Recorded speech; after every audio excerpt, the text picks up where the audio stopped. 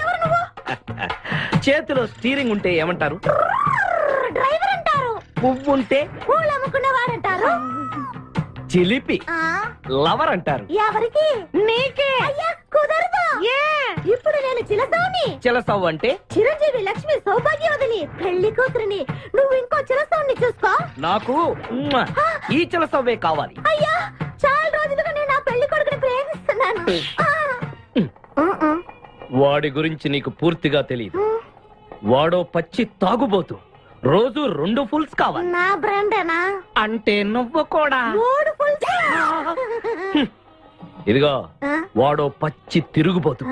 Already 2 అమ్మాయిల్ని. అయ్యయ్యా waste. నేను రివర్సా? ఆయ్ నీ చంప అదురుస్తూ నా దగ్గర ట్రిక్స్. మర్యాదగా చెప్పు నువ్వెవరు? ఏయ్!